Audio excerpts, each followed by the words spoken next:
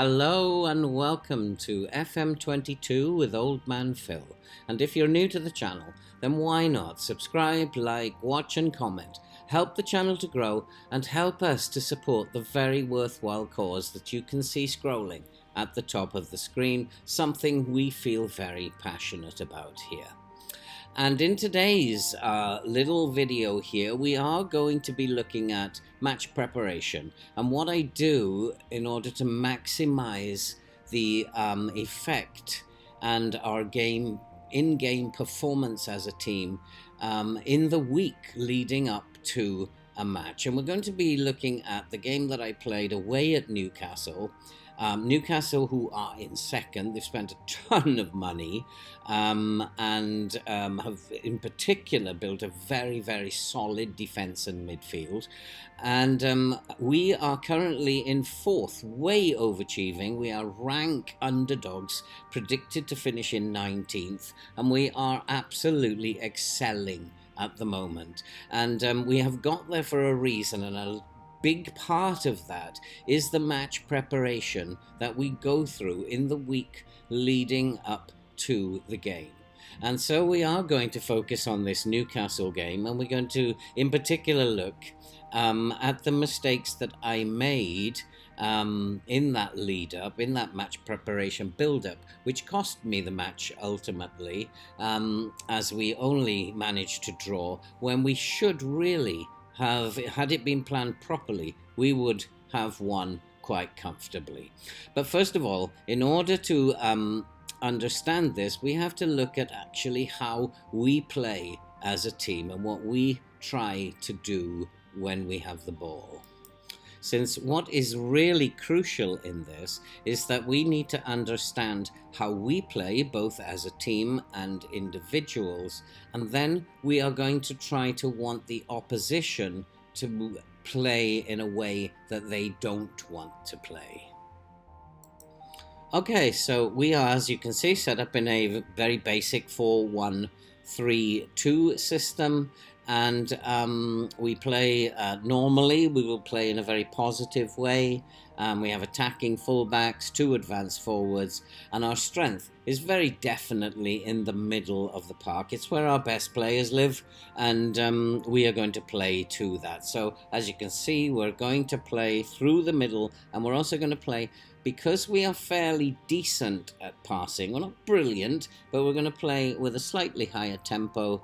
We're going to play a standard passing style and try to move the ball from front to back as fast as possible, which also means that we're going to hit early crosses, and what we're going to do is dribble less, which should encourage or discourage our players from holding on to the ball. In transition, we will play a counter press, at least early on, and we will counter-attack for the entire game. We'll play with a standard line of engagement and a standard defensive line, and of course we're going to force them inside to where our strength is. Our trigger press is set to slightly more often, but I'm not going to be afraid to reduce that, because I don't want us running around like headless chickens and then passing the ball around us. We're going to stay on our feet because we are not used to the tempo, having just been promoted. We're not used to the pace of the Premier League, so I don't want us giving away needless penalties and free kicks and goals that way. And we'll probably do that for the entire season in our first season.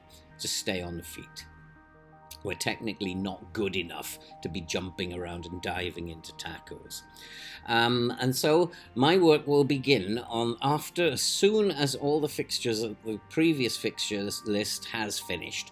And I'm going to be taking a look at some of the statistics in terms of how the opposition now have performed so far in the season. I'm going to be looking at how much possession do they normally have. Do I need to be looking at getting a little bit more possession? Am I going to be overrun by the opposition because they are superior in that department? And so I'm going to have to look at that. I'm going to have to look at how well their cross completion, how well do they cross the ball, do they have a high cross completion rate, and I'm going to have to adjust things based on that too. There's a number of things that I am going to look at here to get a general sense and feel of how they actually play. Now, from what I could gather about Newcastle, we were very similar sides in terms of all the statistics. And the only difference that I could at this point see is that they like to play wide and we like to play through the middle. And so the idea is we want to play the game our way. I want to force Newcastle to play through the middle. And so basically, on the Tuesday of the week, that's what's in my mind. That's what I want. That's how I want the game to go. I also, because I'm unsure of how well they are going to pass, they do have a good passing team, as we do, and I don't want to fall behind too much in terms of possession, and so I'm not going to tweak too much there. I'm going to just think about and have it in my mind that I might have to reduce the tempo at some point. And the knock-on effect of reducing the tempo will be that when we do that, we create fewer chances. So at the beginning, I'm going to go with the slightly higher tempo, and we'll, during the game, see how that works out. And also at this point, what I'm going to do is take a look at something that is often overlooked. And I'm going to just check up on how they do when it comes to set pieces. I'm going to look at corners and how many do they score? How many have they scored from corners? How often have they scored from direct free kicks and from indirect free kicks? And also in terms of the defensive ability in terms of these things. Do they concede a lot from corners, from direct free kicks, from indirect free kicks? And are they vulnerable when it comes to this aspect of the game? And it's often overlooked, but it is certainly worth checking at this stage. And so from what I can see, we're both pretty similar teams in terms of set pieces and not very effective in terms of when we deploy a set piece. So having done that, I've got a fairly good picture in my mind now of how I want to play this game. And how I want Newcastle to play it. So the next thing I'm going to do is have a look at the strengths and weaknesses, and I can immediately see that both fullbacks are extremely good. And if we were to click on them, we can see they are pacey and they have a great crossing ability. And this guy, Max, looks like, I wish he was in my team. He is certainly an awesome guy. He costs 45, he's worth 45 million pounds. He's an exceptional fullback. And boy, would I like to have someone like that in my team. In terms of his footedness, he's very good on both feet. But I don't want either fullback marauding down the touchline, sending in crosses. The same goes for Livramento on the other side. He's extremely pacey. He's a very good crosser of the ball, and I do not want him bombing down the outside either and trying to send in crosses and putting us under enormous pressure. So what I'm going to do is force these guys inside, to run inside or to pass inside to where our strength is. So I'm going to really bear that in mind. They also have a very, very good goalkeeper who's in very good form, and a number of other things that jump out at me. They are good at free kicks. It's very important to stay on our feet, which we do anyway. And they're very aggressive. Crossing is a strength, so I don't want them being out wide too much. They're very brave, and they have good vision, good creativity. I really need to be closing them down. In terms of their weaknesses, they are not good in the air, which is good news. And at the back, we can possibly dominate them if they do get too many crosses in. It isn't the best squad in terms of positioning, or marking and anticipation. And this was the first mistake that I made, because I as you will see later, I made a change based on that. To my training schedule. They're not very fast, and they don't seem to be very good in terms of chance conversion. They're not scoring outrageous amounts of goals, but in terms of being the ability to use both feet, they have very few weaknesses in that area. They're very strong on the left side of the pitch. So there are things that I can be working with. They're not very strong in terms of defending goals from the left side of the pitch, but they have conceded 27 times. So there is hope. Their anticipation and marking is the mistake that I made when it came to looking now at our training schedule, because even though we were not that effective, I just felt if they are not good at positioning and marking, then what I could actually do is to change this attacking movement, and we'll just focus on attacking free kicks, and we'll play for set pieces because they're not good at marking, positioning or anticipation, and hopefully we can pinch a goal. If we defend well, we might be able to pinch a goal from a set piece. We already had attacking corner set, so that was a simple change to make. So now I'm starting to get a better picture of how I want to play this, and then the next stage is to move to the match day. So my team is set up, and instead of being positive, I've gone to a balanced setup.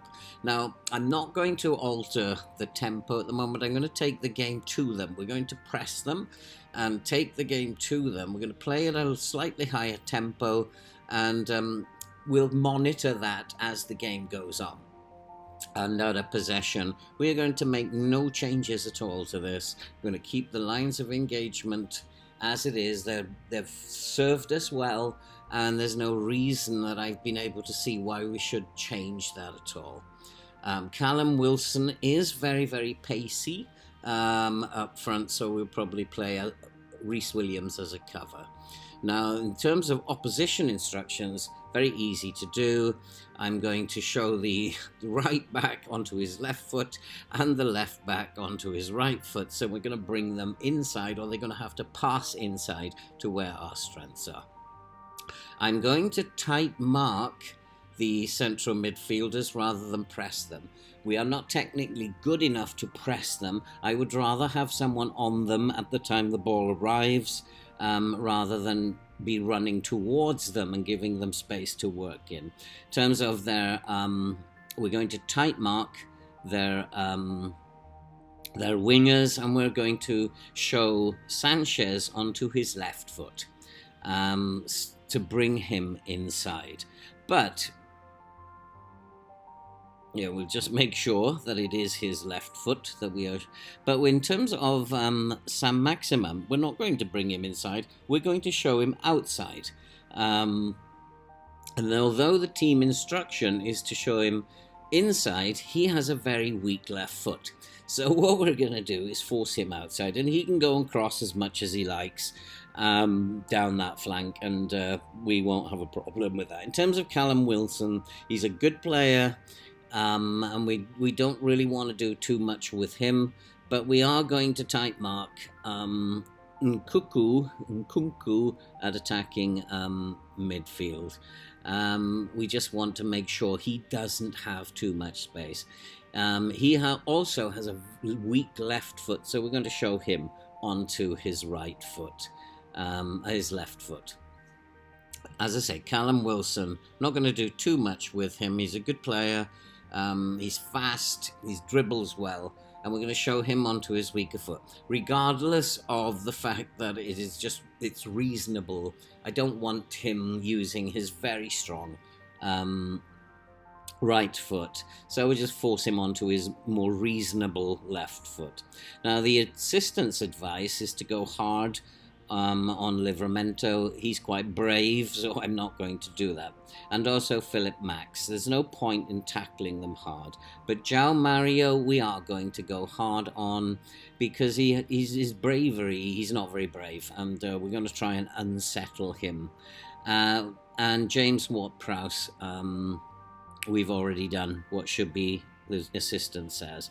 And Cuckoo also onto his weaker foot, and Sam Maximum, we're not going to do anything other than what we want to do with him, and we're not going to hard tackle Callum Wilson. He's very brave, and he's got good technical attributes, and we don't want to go around diving in on him, so we'll ignore that from the assistant manager. And so then it's pretty much off to the match. And what I'm going to do is just make sure that my right fullback is actually set to sit narrower, which he is, so that he'll force Maximilian outside, whatever his name is. And then I'm going to set, make sure that the central defender, one of the central defenders, is on cover duty. I'm now going to make a decision to put both fullbacks on support, because I think it's very, very important that we retain a good defensive shape, and that the fullbacks are not marauding too far out of position up the pitch. And I think we're then pretty much set. And if we look at the score, 1-1, we did very, very well to get a point away at Newcastle. They are a very, very good team. We had a fair share of possession in the end, and we certainly matched them, but we could have won this game had my preparation been right, and had I read the game correctly in game itself. And I made errors, and we're going to take a look at the errors I made now that prevented us from actually winning the game. Now we can see if Newcastle are trying to attack us down the left, but everybody is doing their job really well, and they are trying probing, but if we stop it here and have a look, the tight marking, the marking system is working. Everybody has someone that they're looking after, and they try to move it down the left. They're stopped again. They're trying probing, but that was very easy to deal with. The marking system had worked very, very well. And here they are in possession again. And again, everybody is doing their job. They're being totally marked out of the game. They have nowhere that they can go. We are actually dominating the game at this stage. We win the ball, and now, because we are playing with this slightly higher tempo, we are attempting to get this ball forward through the middle as fast as possible. And a ball from Grimes finds Delap in space, and Delap puts it away, and we are 1-0 up. And what a perfect start. Decisions that were made were proving to be the right thing to do. And again, here come Newcastle trying to take the ball down the right. They can't do it. We are blocking off all the channels, and the only thing they can do is try to hump it over the top, and on that occasion Wilson was way offside. Again, we start now to make errors and things that I don't see, and we are passing the ball around. It's all very high tempo stuff, but we start losing the ball, and but we're still creating chances.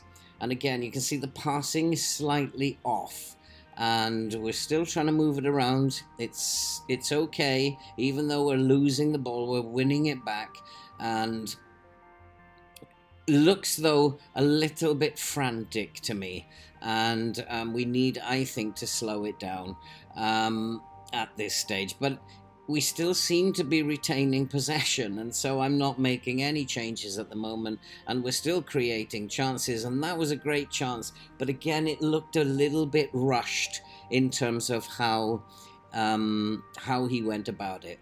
Again, we're still in control. They really are not threatening us very well. We've marked them out of the game, and we are passing the ball around. Again, if you look at it, it looks too frantic to me. We need to slow down, but I still haven't made that decision. But you can see we are losing the ball, but we win it back. Then we lose the ball again, but we win it back. We find space eventually, and there's a cross into the box. We lose the ball again, but we win it back in midfield where we're strong. We lose the ball again, but we win it back. But what I didn't see is we are losing the ball. We lost it again there. We're losing the ball too frequently now. Everything is too frantic. And I needed to read that here, because that is showing even in the way we are taking shots without thinking, really. And then again, Newcastle are in possession. We closed off all the channels. We win the ball back very easily because they've had to try that dink over the top again for Wilson, but we've got that covered. And again, we lose the ball. It's too rushed, and the mistake is going to happen very, very soon. They are trying to thread it down the left. We intercept. Defensively, we are well set up. And I had been getting messages about Courtney House, saying that he was more used to playing a more direct game. Now, what the assistant is saying is he wants to play a more direct game, and we want to play a passing game. And so the mistake comes here because I ignored that instruction. I should have told Courtney House at that point to pass it shorter. But I didn't, and the mistake that led to the equalizer is about to come from him. And he collects the ball from the goalkeeper. The obvious pass was outside to the fullback, but he didn't do it. Now we are very vulnerable. We've given the ball away, and Maximilian is already making his move into that space behind the centre-back. And we've become very vulnerable, and Newcastle have equalised. Things that I should have done. For a long time I've realised that the passing looked a bit too frantic. It looked like we were giving it away too much. I ignored that, thinking we were still creating chances, and unfortunately it cost me dear. I should have reduced the tempo a long time before they equalised. In the second half, things were much calmer. I reduced the tempo, but the knock-on effect is by reducing the tempo, we create less chances. So the second mistake that I made was in training. What I should have done was I should have scheduled, instead of scheduling the set piece training, I should have scheduled a couple of chance conversion sessions, knowing that we would have to take our chances, because if we lower the tempo, we were going to get less chances. In the second half, we had 55% of the possession and pretty much dominated the game. They didn't really trouble us very much, but then we didn't really trouble them. And in hindsight, and hindsight's a wonderful thing, had I scheduled better, more chance conversion training, that might have been what made the difference, as well as lowering the tempo earlier than I actually did. Things that I need to learn from that match and put into practice in future games. And that's it for this video. If you've liked it, then why not sign up to the channel, subscribe, watch, like and comment. Help the channel to grow. Help us to support the really worthwhile cause that you can see scrolling above. And that's it for this video. I am going to take the lessons that I've learned from this and apply them into future matches, because it is very much a learning process. As I get to know my team better and how they play, then I'll be able to adapt my tactics, my way of thinking in each game a lot better. We are doing very, very well, so come and join us in our Swansea save, and support the Swans as we attempt to at least avoid relegation this year. And all that remains to be said now is see you next time.